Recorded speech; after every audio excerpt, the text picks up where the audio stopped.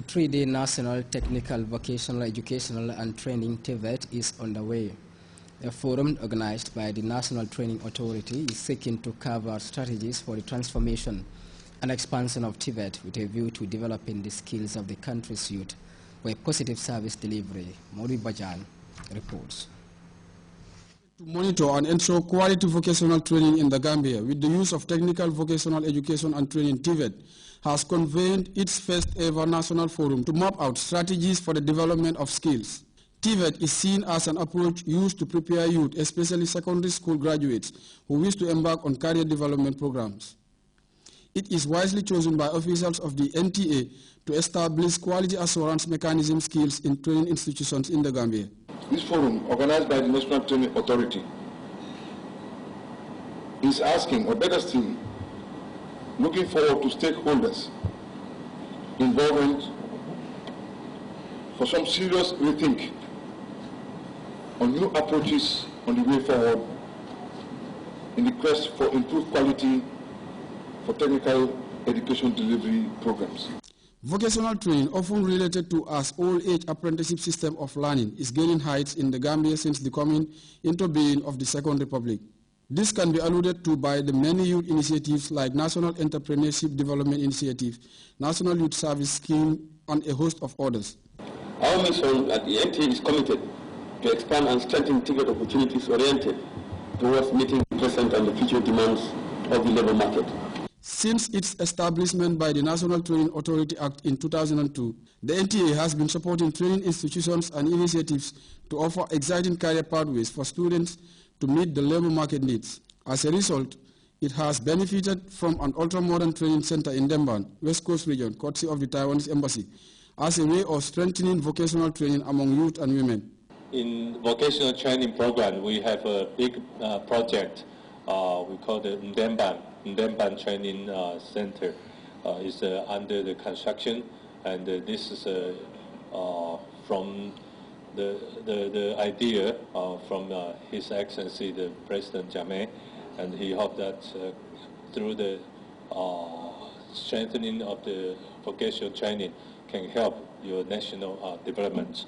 Skill, many say, is vital for poverty reduction, economic recovery, and sustainable development, with this forum serving as a platform for partners to discuss pertinent issues regarding skill development.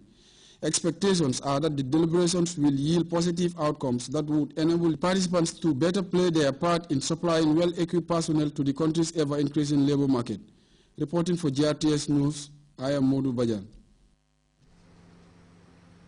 The Minister of Finance and Economic Affairs has presided over the launching ceremony of the Millennium Development Goals Status Report 2012. The program, as Abdullah Baji reports, brought together stakeholders from different government sectors. Unanimously adopted the Millennium Declaration, which called for the examination of steps required to achieve a more equitable and rapid path to sustainable development.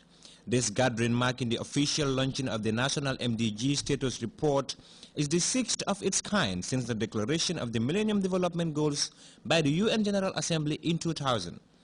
The goals, which are referred to as the 8 MDGs, have numerical targets which are to be achieved within a 25-year period from 1990 to 2015. The Gambia, according to officials, has shown and made significant progress towards the attainment of these goals. A significant drive reportedly earned the country plaudits from the United Nations Development Programme. Nonetheless, authorities were quick to concede that more needs to be done if the Gambia is to meet all its targets in 2015. UNDP, being the scorekeeper of MDGs, has since its adoption in 2000 monitored progress globally, regionally, and nationally.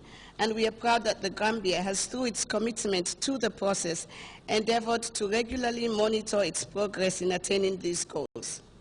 It has also embarked on an MDG acceleration framework, which we otherwise call the MAF, which identified bottlenecks and proposed solutions to addressing one of the lagging MDGs. And that chosen by the government of the Gambia was MDG 1C, which is to have the proportion of people who suffer from hunger.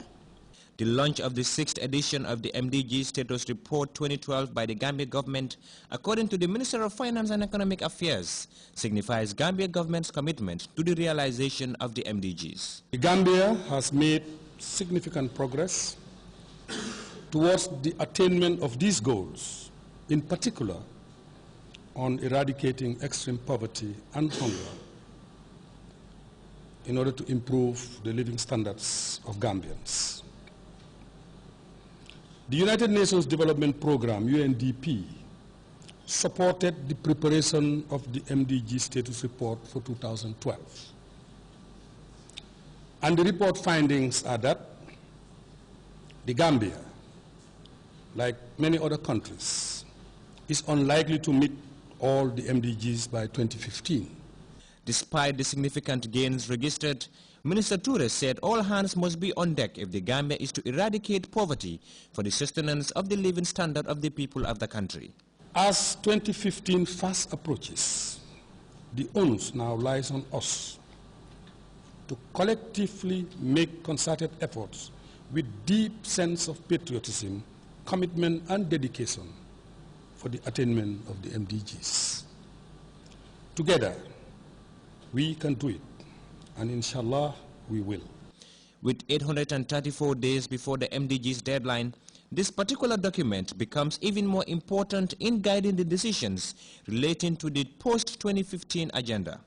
It will also aid policymakers in accelerating progress to achieve these targets. Abdullah Baji, Grts. Students of the various schools under the University of the Gambia recently gathered at the Officers' Mess in Kotu to celebrate the President's 48th birthday.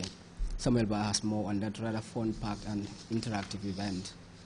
Officers' Mess celebrating the birthday of the President. As the Chancellor of the University, academia in the country has seen unprecedented progress, bringing increased opportunities for young people to effortlessly pursue their dreams. And so these students convened in unison to mark the birthday anniversary of their chief patron in a clear exhibition of appreciation for initiatives which continue to transform their lives and livelihoods. Wholly committed to the development of the growing institution, attracting prestige on a daily basis, it could be recalled that President Jammeh had issued an amount of $200,000 to the UTG during his dialogue with the People's Store in Faraba, Bantang. This money was purposely meant for the university students to celebrate his 40th birthday. The birthday celebrated within the framework of academic excellence is somewhat unique in the life of these university students. Speaking at the occasion, the president of the Students' Union expounded on President Jammeh's unflagging dedication to the UTG's development, inspiring constant schemes assuring the institution's perpetual growth. The Deputy Vice Chancellor of the University, Dr. Omar Jah, accentuated the essence of the gathering, urging students to join the President's unceasing call for the citizenry to till the land and intensify agriculture. If you don't eat what you grow and grow what you eat, then any academic excellence also becomes useless. And I think our farm in Faraba is something that we need help from the students' body. Of course, we have been doing our best to weed it. Why? Because it is a task, a very important task, because the University of the Gambia is a university that should set the agenda, that should set the standards in this country. Here, Deputy Vice Chancellor Jah joins the student union members in the cutting of the giant birthday cake. A fun-filled day abounding with excitement brought a mesmeric variety of dishes, a great measure of food and drinks, and a day to recall for these students, pleasantly marking what would be a special moment in their academic journey. Samuel Ba, Grts. We have the international news when we return.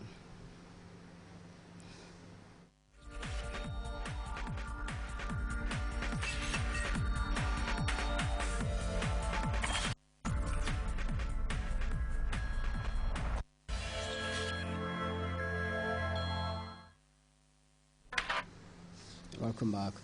Iranian President Hassan Rouhani is working on a new public relations initiative targeting the United States. The strained relations between the two countries is expected to take a new twist, with Rouhani trying to diplomatically gain favor From Washington, as CNN's chief U.S. security correspondent reports, many analysts have described President Rouhani's approach to policies as more pragmatic.